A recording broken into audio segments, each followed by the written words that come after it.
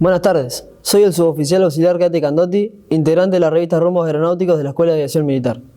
Comenzamos con el segundo ciclo de conferencias y entrevistas Sentir Malvinas, ayer, hoy y siempre, proyecto de la Escuela de Aviación Militar dentro del marco de la Universidad de la Defensa Nacional. El día de hoy entrevistaremos al comodoro retirado, veterano de la Guerra de Malvinas, don Antonio Celaya, perteneciente al sistema de armas A4B Skyhawk durante el conflicto del Atlántico Sur. Buenas tardes, señor comodoro. Antes de comenzar quisiera agradecerle que nos haya aceptado esta invitación y darnos un lugar para hablar un poco de la Guerra de Malvinas, que mucha hace falta nos hace en estos días. Para mí es un gusto realmente estar presente, no solo como docente de acá de la escuela, sino hablar del tema Malvinas, que es importante. Cada día son más las cosas que se conocen de la guerra, que la hacen más interesante saber y resaltar, evidentemente, cuál fue el accionar, sobre todo de la Fuerza Aérea durante la guerra. Totalmente. Para comenzar, quisiera preguntarle en qué momento de su vida nació su vocación militar y por qué eligió la Fuerza Aérea. Yo todavía no me lo explico, porque yo me crié en un pueblo en Tucumán, el pueblo se llama Famaillá, donde el único avión que se veía era uno que cruzaba por ahí en una época, una vez a la semana, una línea aérea que se llamaba Panagra, pasaba alto. Y si no, se veían esos pequeños aviones que tiraban papelitos de propaganda de circo, de parque, era lo único que se veía. Y en ese ambiente me crié, medio del campo, y por eso que no sé, pero siempre quise volar. Después, ya cuando estaba a medio de primario, fui a vivir a San Miguel de Tucumán. Siguió mi entusiasmo. Cuando hablé con mis padres, le dije, quiero volar. Y fue mi padre el que me dijo, ¿y por qué no entra en la Fuerza Aérea? Ahí empecé a averiguar qué era la Fuerza Aérea, qué existía, qué había. Me gustó la idea y bueno, acá estoy. O sea que, concretamente, ¿de dónde salió? ¿Por qué salió? No sé, habré sido pájaro en la vida anterior. No tengo otra idea. ¿Otra explicación? No. ¿Recuerda alguna anécdota de su paso en el cuerpo de cadetes? Siempre uno se acuerda de muchas, ¿no? Siempre hay. En primer año la reclutada, en segundo año el doble, en tercer año ya las jefadas y en cuarto maestro. Pero ponerse a contar algunos tal vez sea un poco largo, pero siempre fueron muy lindos los días del cadete, los sketches del día del cadete. En primer año, muy lindo día, el día en que se hacía el vuelo de bautismo. Salíamos todos los de primer año, nos llevaban a dar a vuelta en Mentor, 20, 30 Mentor dando vuelta al tiempo, llevando a todos los cadetes de primer año en el vuelo de bautismo. Realmente fue muy emocionante. Después, otro recuerdo agradable, nosotros en cuarto año fuimos una de las primeras promociones que volvimos a hacer un pre-camp en cuarto año. Y también fue algo que nos marcó muy bien, si bien fue a 20 horas de Mentor, permitió ya empezar al año siguiente de alférez el camp con gente que había sido separada y no hubo toda esa previa, ya pudo ser destinada y todo lo demás con toda esa ventaja que ocurría. Es decir, ¿ustedes ya estaban preescalafonados? No, nosotros siempre entrábamos todos como para volar, no había escalafón en ese momento. Entraba todo si toda la promoción quería volar y estaba en condiciones de volar, ya sea física, intelectual y mentalmente, podía volar toda la promoción. Y los que eran separados del curso de aviadores elegían las especialidades que querían hacer, pero no había separación por escalafones. ¿Y qué fue lo que lo llevó a usted, una vez que terminó los 4 años dentro de la Escuela de Aviación Militar, de cadete, elegir su especialidad? En el año 66, yo ya estaba estudiando para venir a rendir a la escuela. En el año 66 se celebró el sesquicentenario de la Declaración de la Independencia de la Argentina. Con ese motivo se realizó la Semana Aeronáutica en Tucumán, en el aeropuerto Benjamín Matienzo. con motivo de la Semana Aeronáutica, en Tucumán hicieron la primera escala, los primeros 24 A4B que venían de Estados Unidos por primera vez al país. Hicieron un aterrizaje en Tucumán y se quedaron 3 o 4 días. En esa oportunidad, yo estaba estudiando, tuve la posibilidad de subir a la cabina de uno de ellos, porque uno iba, visitaba, todo lo demás, y me dije, este avión me gusta, este lo quiero volar. Y bueno, esa fue una de las cosas. Y después que, no sé, cuando uno tiene 17 años y entra en la Fuerza Aérea, por lo menos yo lo pienso así, uno entra para volar un avión de combate. Entra para volar el avión de combate. Y eso me hizo elegir la especialidad. Y bueno, en el CAM había que andar bien, quedar dentro del orden de mérito para poder ir a la escuela de casa. Y bueno, se fue dando. Y dentro de la escuela de casa, el orden de mérito para ir a Reino también se fue dando. Y así llegué. Y fíjate vos que a los 6 años estaba volando el A4. De la nada al A4 en 6 años. En ese momento usted hacía la escuela de casa en la provincia de Mendoza. En Mendoza, con Morán. ¿En la cuarta brigada aérea? En la cuarta brigada duraba un año. El CAM duraba un año, la escuela de casa duraba un año y la etapa 3 de A4 también duraba un año. O sea que uno, alférez tercer año, ya era operativo en un sistema de armas. ¿Eran aptos para el combate? Sí. En ese momento, digamos, ¿cómo estaba conformada su familia? Ya estamos hablando previo a la guerra. Previo a la guerra. Y en esa época yo ya estaba casado y tenía 2 hijos varones. Uno había nacido en el 75 y el otro en el 77. ¿Y en ese entonces ustedes siempre realizaban ejercicios operativos? ¿Desplegaban mucho? Sí, nosotros desplegábamos mucho y se volaba mucho también. Yo, por ejemplo, el año que estuve en tropa allá, porque en esa época había que ir a tropa también, fue el año que menos volé 90 horas y era nada. Fíjate vos que yo estuve 10 años en Reynolds y volé un poco más de 1.600 horas, un promedio de 160 en un monoposto, 160 horas anuales es mucho. Ese fue el promedio. Se volaba mucho, se hacían muchos operativos después del tema del 78, el casi conflicto con Chile, que ese casi conflicto nos hizo ver que estábamos carentes si bien volábamos mucho, estábamos carentes de algunas cuestiones operativas. Se cambiaron la forma de hacer los despliegues, se cambiaron las organizaciones, se hicieron los escuadrones aeromóviles, se cambiaron los lugares y la forma de cargar combustible, la forma de puesta en marcha. Se cambiaron un montón de cosas que se empezaron a utilizar después del 78 y yo creo que por eso llegamos al 82 bien adestrados y bien conscientes de lo que teníamos que hacer. Aparte, en esa época también, después del 78, cuando se incorporan los KC-130, que empezamos con los reabastecimientos y todo lo demás. Antes habíamos hecho pruebas de reabastecimiento, pero con el Body Store, que es un tanque que se le cuelga a otro A4, o sea, solamente la prueba de reabastecimiento de entre casa, diríamos así. Y una vez llegado el año 82, ¿cómo vivió usted el momento en que se enteró que iba a formar parte de un conflicto bélico? El caso mío es muy especial, porque yo en el 81 me designaron para hacer un curso en España de F5. El curso empezaba en enero y duraba 3 meses. Y no podía tener idea. Nosotros porque junto conmigo fue el capitán García, Jorge García, de la Cuarta Brigada, que después falleció en Malvinas.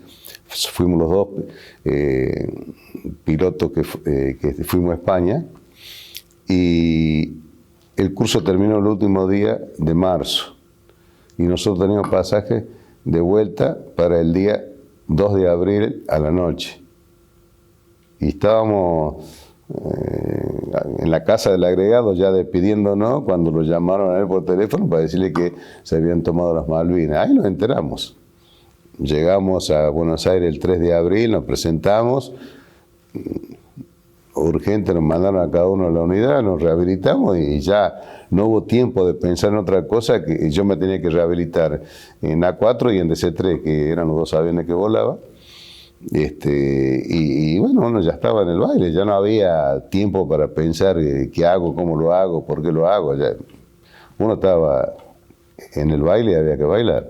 Usted se enteró, digamos, de que inició el conflicto en España. En España.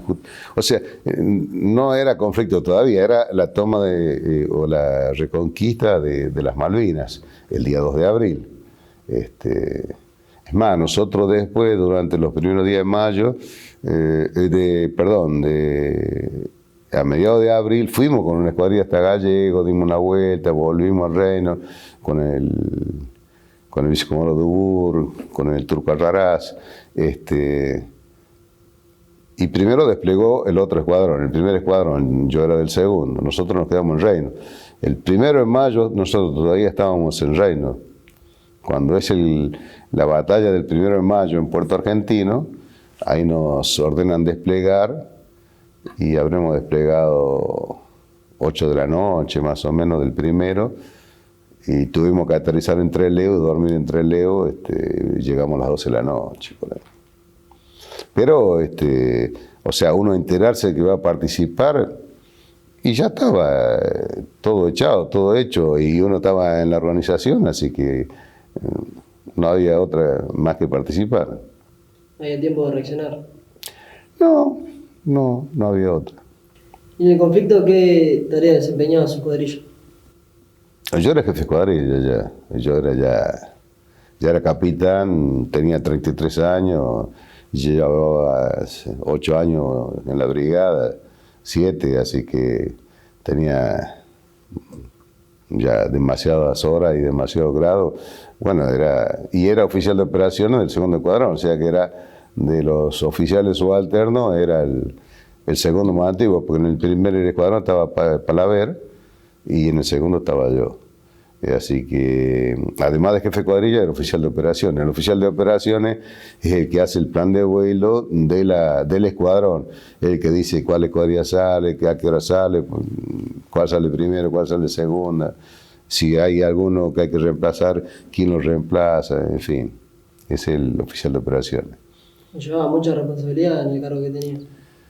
Y sí, porque además tenía un jefe de escuadrón como el vicecomodoro Dubur que confiaba plenamente en el criterio y en la experiencia, así que no era un jefe de escuadrón que estaba él supeditando, dándome las órdenes de lo que había que hacer, sino que me decía, usted sabe, usted haga. Así que, bueno, así era el tema en esa época.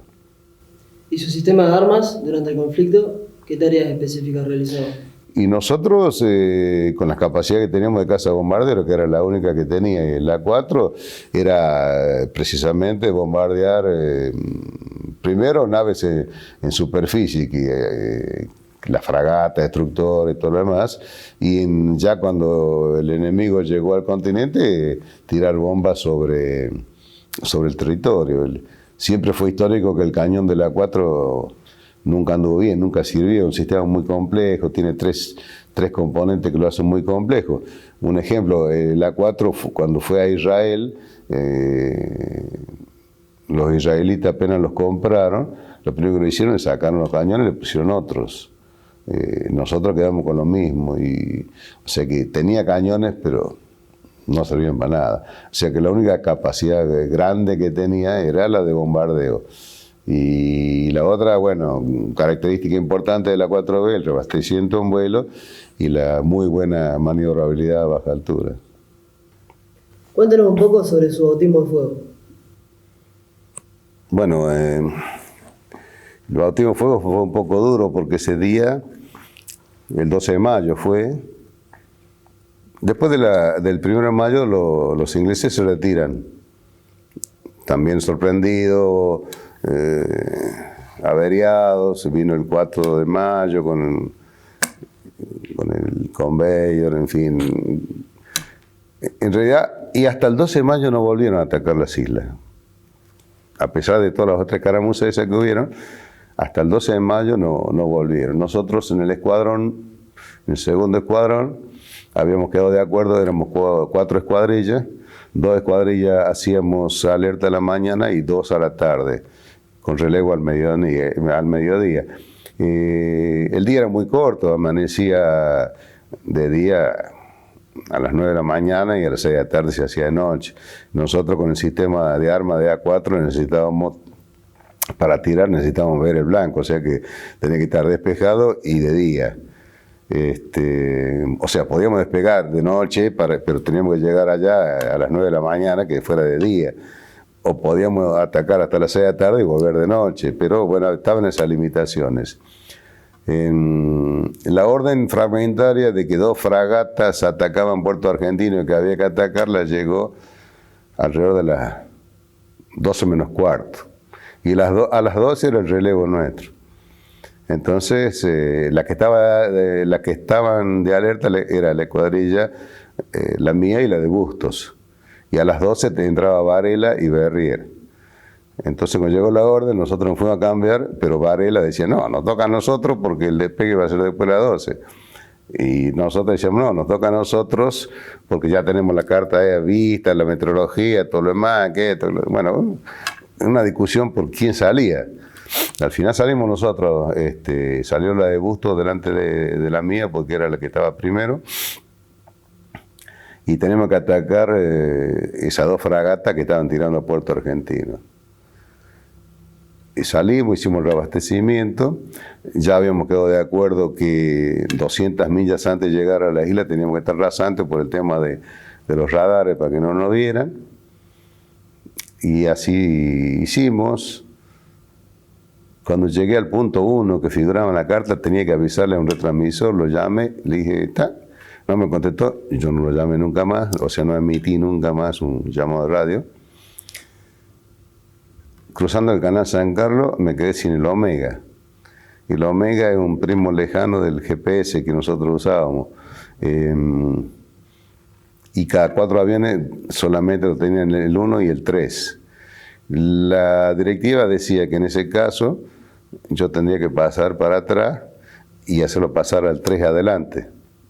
Pero estábamos teóricamente a 3-4 minutos del ataque. Y yo dije, no, ahora hacerlo pasar al 3 adelante, y sin hablar, haciéndole señas que yo Era complicado por el poco tiempo, porque no había no podíamos comunicarnos, o no debíamos comunicarlo, los otros numerales no iban a entender. Así que decidí seguir adelante. Y ya era a ojo. Tenía una carta que para peor era una carta 1 en una escala que nosotros no usábamos. Nosotros usábamos 1 en 500, 1 en 1.000.000 y nos habían dado una en 400. Bueno, y por ahí en la carta vi unas lagunas y miro la carta y digo, estoy acá. Entonces giro a la derecha, porque para mí estaba muy a la izquierda, giro a la derecha y vuelo así. Salto una montañita y veo Puerto Argentino. Uy, digo, ¿qué hago yo acá? De nuevo para allá, hasta la costa. Cuando llego a la costa, digo, pongo rumbo 90. Si la veo a la fragata, bien, y si no, me pegaré la vuelta. Así, pero cuando pongo rumbo 90, estaban las 2 fragatas, se veían ahí a unos 2 minutos más o menos vuelo, se veían las 2 fragatas. A todo esto, cuando uno hace los virajes rápido y a baja altura, los numerales van cambiando de lugar para poder mantener la distancia. O sea, si yo hago esto, que está adentro para no chocarme, pasa para allá. Y estos que están acá afuera se van adentro para precisamente no quedarse lejos.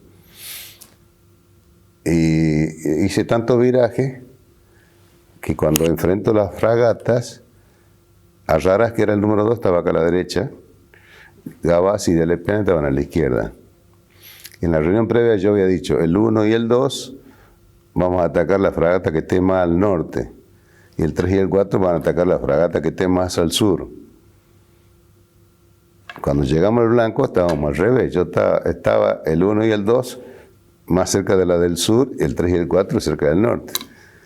Entonces yo le metí a la del sur, digo, lo lógico es esto, pero el único que pensó con esa lógica fui yo, el resto cumplió la orden. el 3 y el 4 también se lanzaron a la que era de ellos, la del sur, y el único que cumplió bien la orden, el otro también que cumplió orden, Arrará, que pasó así para allá y atacó al sur, y que Arrará fue el que le puso la bomba al Glasgow precisamente. ¿Por qué? Al hacer este movimiento, cuando yo llego a la distancia de tiro, yo no sabía, la 4 tiene una mira fija, entonces el cálculo de puntería hay que hacerle, según la velocidad que el tipo tiene, tengo que apuntarle acá para que cuando él llegue y yo llegue, esté en el blanco. Pero para eso tengo que saber más o menos Entonces cuando yo llego a la distancia de tiro, la fragata estaba acá, yo tiro en viraje. Yo sé que al tirar en viraje la bomba hace un movimiento para el otro lado centrífugo que... Bueno, pero tiré, más vale que yo no pegué. Y los otros, uno tiró con... Bueno, pero que enganchó justo a la otra fragata, porque la otra venía detrás, la puso la bomba en el medio. Salimos. A nosotros en ese acercamiento no nos tiraron con misiles, nos tiraron con cañones. Se veían las explosiones, la esquirla ahí en el agua, se sentía el ruido. Yo siempre comparo con esos tambores que se escuchaban en las boletas romanas, que daban río. Bueno, así se escuchaba. Salimos y yo vi la isla y me puse perpendicular a la costa. Digo, así voy hacia el oeste. El turco Arrará venía detrás de mí, me vio, me siguió, y los otros dos no me veían, pero estábamos en escape. Y como en las películas de Cowboy, por ahí me pareció ver un brillo ahí en la costa. Un brillo. Cuando vi el brillo, miro el rumbo, y en vez de tener 270, tenía 340. Y yo, ¿qué hago con 340? Claro, yo no me había dado cuenta que la costa de la isla ahí no es norte-sur, sino que es noreste-suroeste, así. Entonces estaba con 340. Pego el palancazo, me voy a 240 para corregir, urgente. Y el turco que venía a la vista me sigue y nos vamos. Gabasi, que venía con el piano más atrás, no nos vieron y se ve que venían por el mismo lado y justo pasan sobre Darwin y es cuando lo bajan a Gabasi, al Tito Gabasi. La propia artillería. La propia artillería argentina. Nosotros después ahí subimos en el ascenso cuando nos quedamos sin visibilidad en el vidrio por la condensación de la sal. Y yo acá digo, eso de que la sal molestaba para tirar, no es cierto, porque había agua, pero no sal, a baja altura. O sea, y después del problema nuestro, no se volvió a dar más el problema de la sal, porque Dubourg le dijo a un bioquímico que consiguiera algo para que no se pegue la sal. Este hombre hizo muchos experimentos, hay varios escritos, y hasta que encontró una silicona que no se pegaba el agua. Él probaba con un soplete, le echaba el agua para simular la velocidad, hasta que encontró la silicona. Entonces se ponía esa silicona y nunca más se pegó el agua al vidrio. Ustedes sabrán interpretar, no se dio mal el tema ese.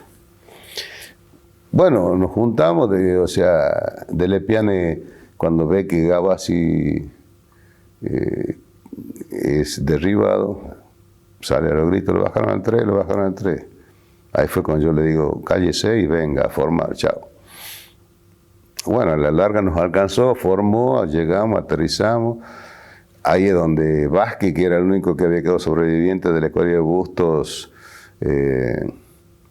había salido de pista precisamente también por el tema del sal en el parabrisas.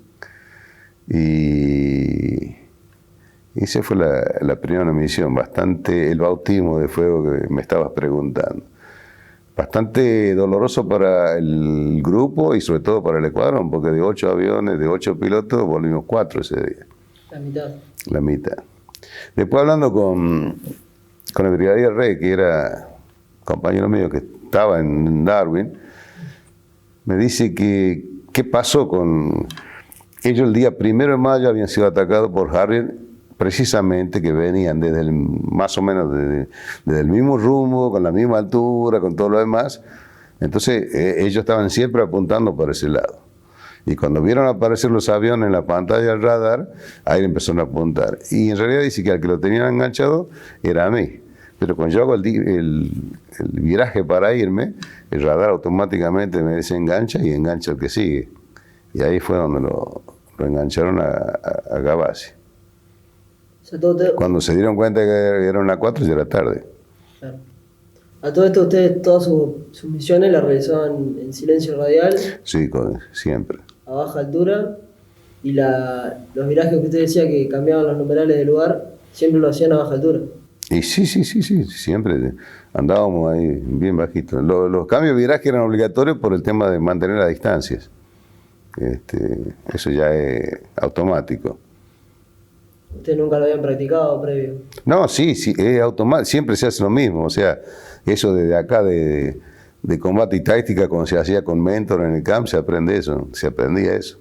Después se dejó de hacer combate y táctica acá en el camp y se pasó a Mendoza, pero ya acá en la escuela se hacía. No, eso es Instintivo. elemental. ¿Cuál fue la orden más difícil que tuvo que impartir hacia sus subalternos?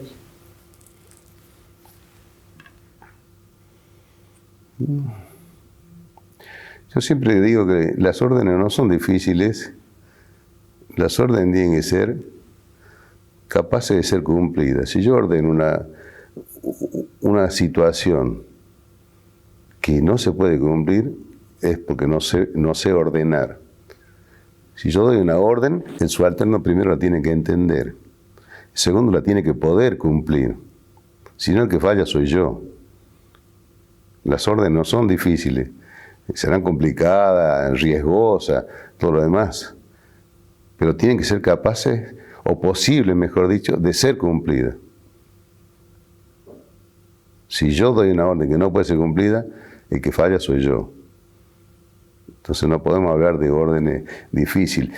En esa situación, capaz que alguien diga, que si yo era oficial de operaciones, entonces lo más difícil fue poner que el trucha Varela salga primero, porque en una es.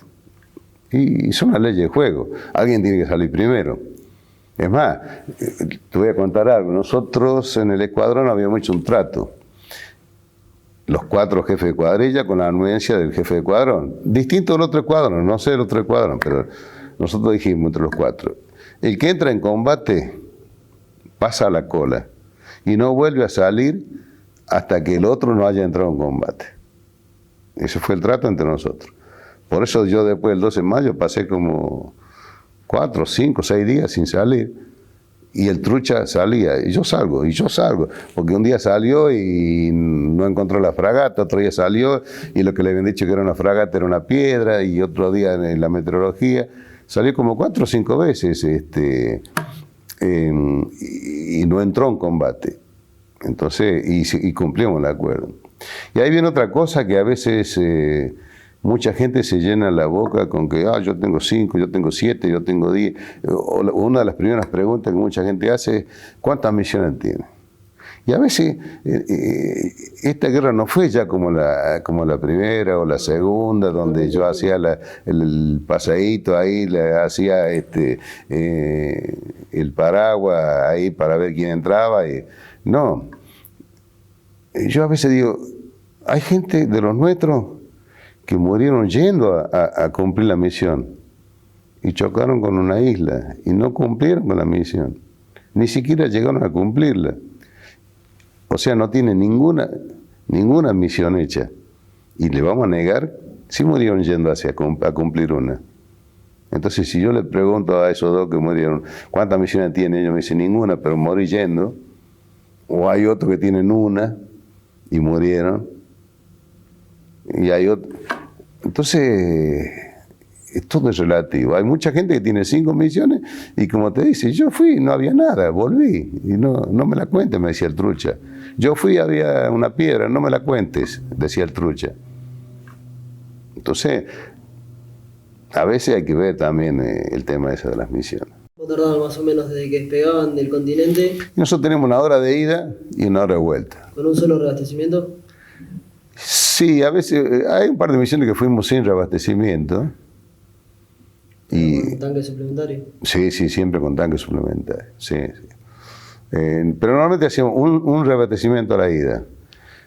Por las dudas estaba siempre el KC, por las dudas estaba atento para la vuelta. Más de una vez fue necesario.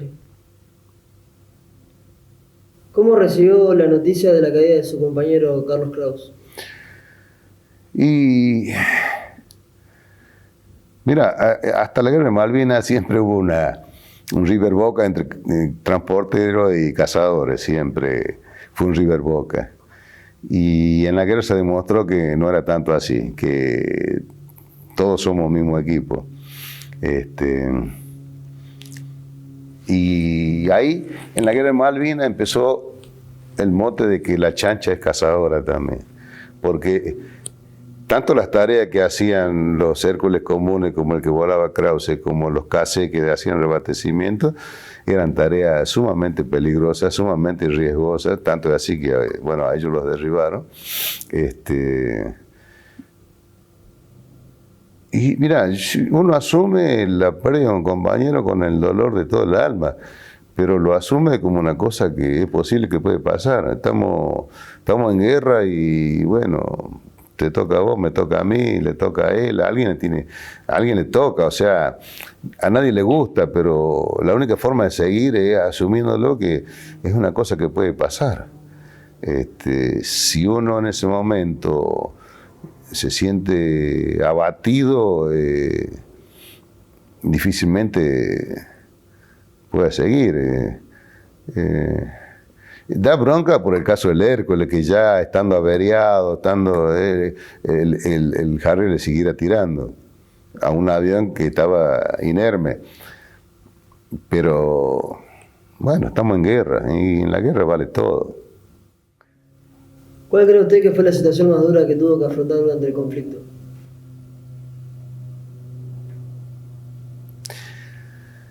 Y yo creo que la más dura puede haber sido hacerle una información a un jefe de cuadrilla porque se volvió 3 veces antes de llegar al blanco.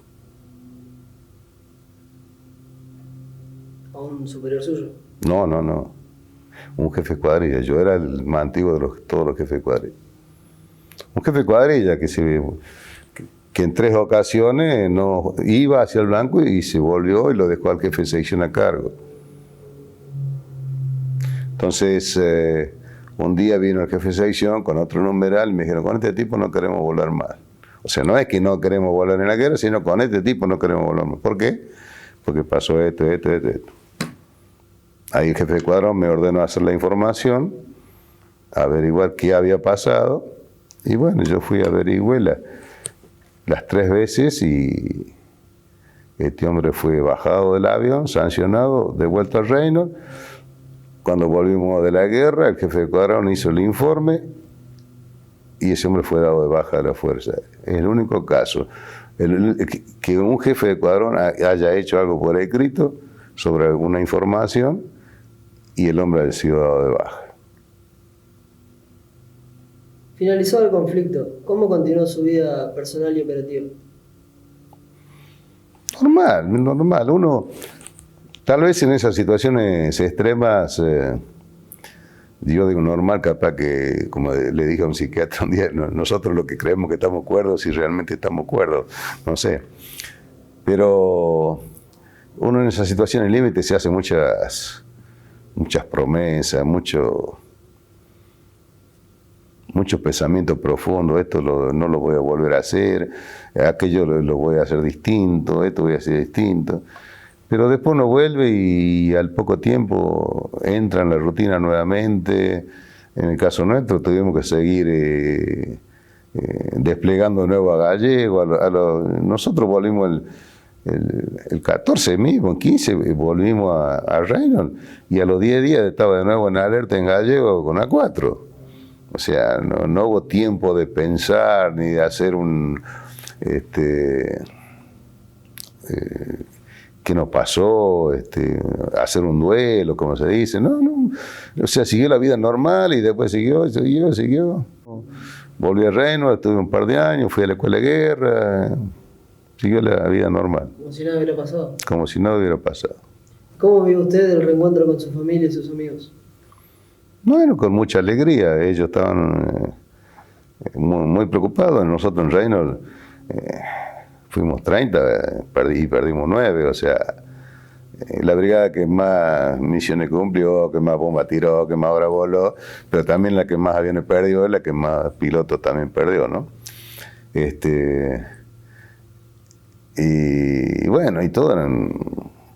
Yo perdí 2 de la escuela mía, Gabás y Arrarás. Del otro lado lo tenía el Turco Palaver, que era con quien jugaba al tenis todos los días, estábamos siempre juntos. Y en realidad en Reino siempre se vivió muy juntos. Mucha camaradería. Sí, como cuando después de la guerra que vino Klosterman a la brigada, él mismo dijo, esta es una unidad operativa, dice, lejos de las grandes ciudades, el barrio ahí cerca, el grupo aéreo, todo el mundo junto, todo el mismo pañuelo, todo el mismo avión, los mecánicos mismo pañuelo, no hay separaciones de distintos sistemas de armas. Eso es lo que destacó un tipo como él. Había mucho, y estábamos siempre juntos en todo momento. Entonces, las pérdidas se sintieron mucho. Y ver la viuda, ver los chicos, todo eso, en principio, si bien uno sentía el alivio de estar de vuelta, también sentía el peso de lo que no habían podido volver. A todo esto, volviendo un poco atrás, cuando usted volvió de España, no tuvo ni siquiera tiempo de estar con su familia antes de... No, sí, tuve uno. Yo, como te decía, yo volví de España el día 3. El 3 era sábado, me parece. El lunes fui al Cóndor, ahí me patearon y me mandaron al Reino. Llegué el martes 5, por ahí. Sí, había estado 10, 15 días en el Reino, sí. ¿Cómo se vivió el día a día en las unidades y luego del conflicto? Se asumió como algo tal vez natural y poco entendible, ¿no? Porque inclusive la gente que veía a la gente del Reino, cuando nosotros íbamos en el colectivo, siempre andábamos uno cantando, a pesar que habíamos perdido compañeros, todo lo demás, era una idea rara. Y si el primer vuelo solo que se hace de A4, de la promoción Morera, Gudallés, esa promoción que era lo que estaban haciendo el curso en el 82, el vuelo solo se hace por ahí por septiembre, por ahí. Fue un acontecimiento que fue toda la Fuerza Aérea, una cosa interesante. Y la vida siguió normal. ¿Qué enseñanza le dejó la guerra? ¿Qué enseñanza? Que debemos estar preparados siempre, bien, y mucho, adiestrados, equipados.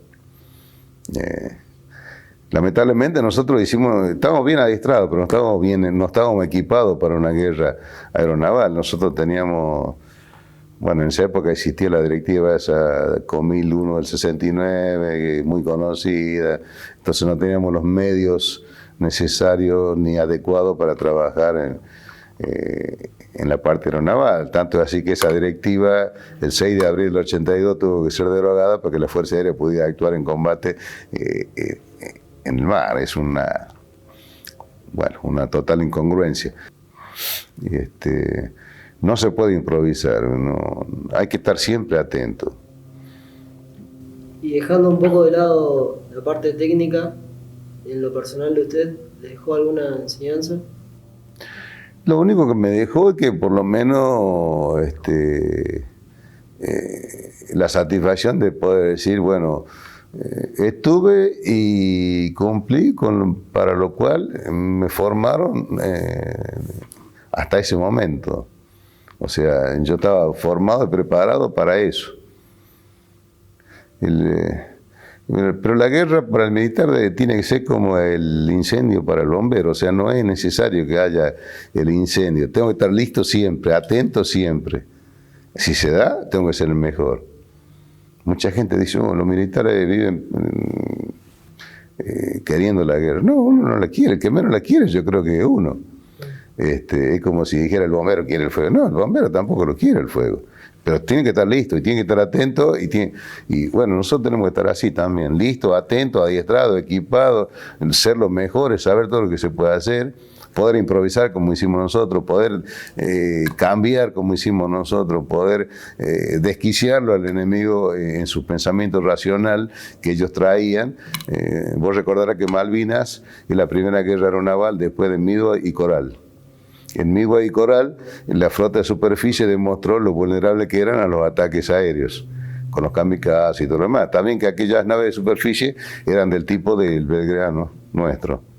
Entonces, después de eso surge toda esta nueva generación de fragatas, destructores de alta velocidad, muy equipadas y armadas para evitar los ataques aéreos, con los radares, con los misiles, con los cañones, y de tal forma que nunca iban a ser posible ser atacados por aviones. Nosotros, cuando un naval fue a darnos una charla previo al despliegue a Gallego, nos dijo 8 aviones atacando al mismo tiempo una fragata, uno solo llega al blanco. Eso nos dijo el naval. Nosotros le demostramos que no era así, que no necesariamente iba a ser así. Y bueno, del desempeño de la Fuerza Aérea, ustedes ya lo saben perfectamente, ¿no? Y recuerden que en Malvinas, en aquella época todavía existía el Pacto de Varsovia, o sea que todo era nuevo, casi todo era nuevo, menos los aviones nuestros, casi todo era nuevo. Las fragatas eran nuevas, los Harrier y los Sea Harrier no habían sido probados en combate. Los 9L y los Sidewinder que traían ellos no habían sido probados en combate. Los Super Standard, los Exocet no habían sido probados en combate. Nada de eso había sido probado en combate. Entonces estaba todo el mundo atento a ver qué pasaba. Y bueno, y por eso digo, hay que estar preparado, equipado, adiestrado y capaz de improvisar y cambiar. Hay que cambiar la táctica. Efectivamente, como usted dice, luego de la guerra de Malvinas se tuvieron que cambiar todos los protocolos de defensa aeronaval. Claro, cambiaron de vuelta. Y eso quedan todos nuevitos. ¿Qué piensa actualmente de la resolución del conflicto de Malvinas?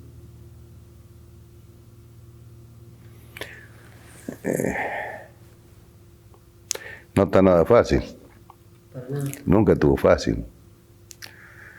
No sé cuál va a ser la solución. Evidentemente militar no puede ser. Hay que tener algo diplomático.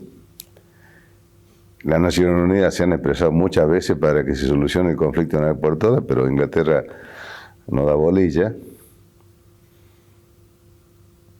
Yo creo que ellos no pueden aplicar el tema de pueblos originarios tan famosos hoy en día porque no son pueblos originarios, por más que tengan ya todos los años que tienen. No es fácil, más con todos los conflictos económicos que hay. Estamos a poco de que se venza el Tratado Antártico. Las Malvinas son una puerta a la Antártida. Las Malvinas son, con la Georgia, es un control de todo el Atlántico Sur y la conexión hacia el Pacífico y la conexión hacia el Índico. Es una situación estratégica importante, económica importante. No va a ser fácil. No va a ser fácil. No sé qué va a pasar. Y por último, señor Comodoro, quería preguntarle qué consejo le dejaría a las nuevas generaciones de oficiales. Consejo a las nuevas, que sean buenos profesionales, que sean buenos oficiales, que sepan muy bien lo que tienen que hacer y cómo hacerlo. Yo siempre digo a los cadetes cuando doy clase, lo mismo que te dije hace rato. Yo si doy una orden, la orden el cadete la tiene que poder cumplir. Lo mío a nivel oficial. Yo no lo puedo decir, dentro de un minuto quiero la biografía, porque es imposible, es una orden mal dada. O sea, ser un profesional 100%. y apoyar a que la Fuerza Aérea sea Fuerza Aérea. El otro día un cadete me preguntaba, ¿y por qué usted siempre habla solamente de aviones de combate? Le digo, mire cadete, le digo, yo respeto todas las especialidades y la Fuerza Aérea es un equipo donde todas las especialidades son necesarias, todas. Pero el día que no tengamos un avión que tire, no somos más Fuerza Aérea. Eso es lo que no tenemos que olvidar. O sea, todas son importantísimas, todas. Si no son todas, el equipo no anda. Pero si no tengo un avión que tire, no somos Fuerza Aérea. Podemos hacer lo que quieran, nos cambiamos la camiseta, nos ponemos la camisa blanca, rayita amarilla y trabajamos en conjunto. Pero si no tiramos, no somos Fuerza Aérea. Entonces, consejo, empujar todo para allá, para adelante, profesionalmente, lo mejor posible. Esto es una mezcla de vocación con profesión. Si yo tengo mucha vocación y nada de profesión, no me sirve. Soy puro impulso. Y si soy pura profesión sin vocación, no me sirve. Soy puro interés. Tengo que ser mezcla de las dos. Profesionalismo y vocación mezcladas. Eso me va a hacer bueno, excelente en mi trabajo, en mis decisiones. Más de eso no le puedo decir. Bueno, así como quisiera agradecerle una vez más por habernos brindado este espacio y darnos todo su apoyo. Y quiero decirle que para mí fue un honor haberlo entrevistado y muchas gracias. Bueno, muchas gracias a ustedes y espero que sirva. Por supuesto. Gracias.